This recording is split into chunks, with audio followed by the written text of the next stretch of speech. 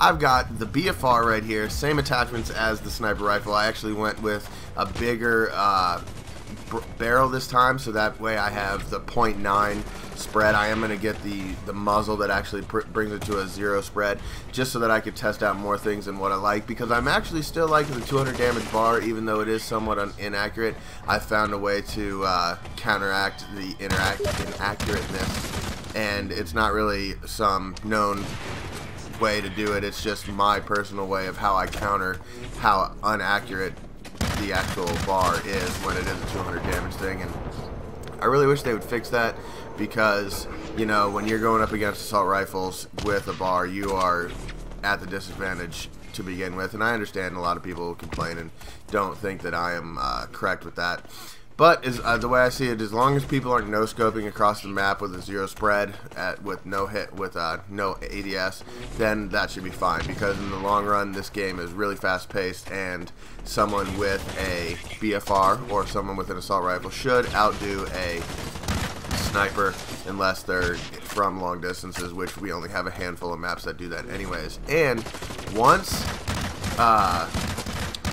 Jared comes out with the new maps, we should be seeing a lot more maps, so hopefully that's something we can look forward to. But anyways, guys, I got this BFR in a pack. I did not actually purchase it, and I don't know if I'm going to.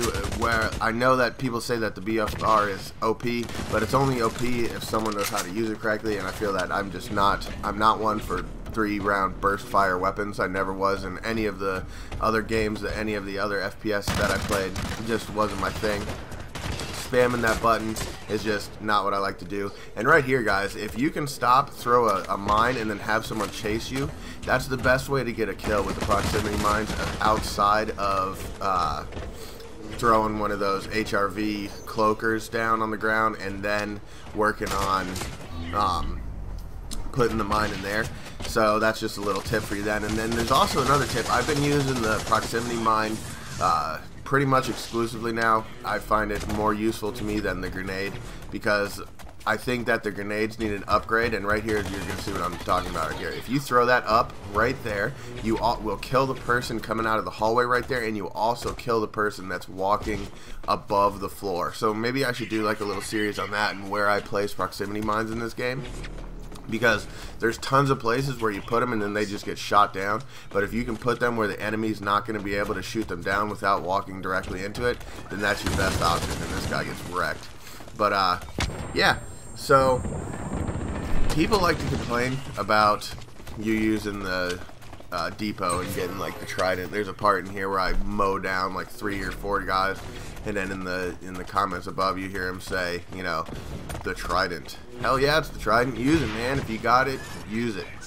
I don't care what anyone says. So this is a game about beasts and kids, and it's a pub match.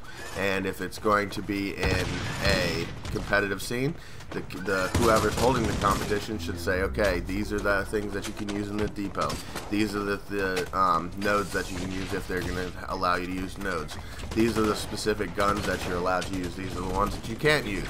That way you get a really competitive scene that's fair to everyone, and you're not really seeing the whole, okay, so this team has too many explosives, so now we're gonna die just because we don't have anything to counter the explosives.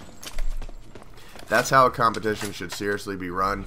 So hopefully we can get some changes in there to allow for a more fair experience. And I think right here is where I mow down all these kids with this trident. No, not right here. But yeah, guys, so another thing that I wanted to talk to you guys about was how being outside of the game can affect how you play the game. So if you do not get, just like an athlete, if they do not get enough sleep, their coordination is way off. I noticed that when I was really extremely tired, when I would come and play an FPS game, I just could not play it at all. I might as well have just ran through the map and let people kill me. So a lot of the times, guys, when you think that you're not playing well, think about things that are outside of the game that are affecting the way you're playing here. Maybe you're sitting too close to your computer screen. Maybe you're sitting up too high and your neck's strained, and so you know you're not going to be playing well.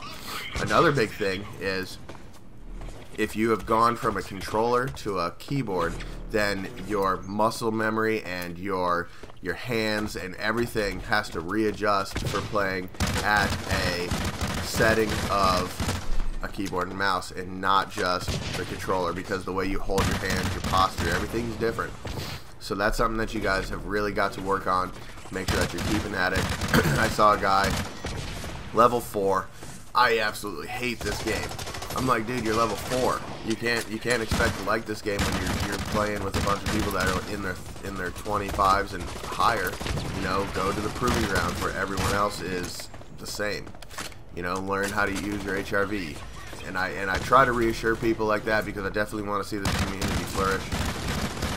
And instead of, you know, having all of these conversations about rebalancing, let's just pretend that this game is not going to get rebalanced. So, without it being rebalanced, if everybody uses the things that are OP, then it will be balanced in its OP sense.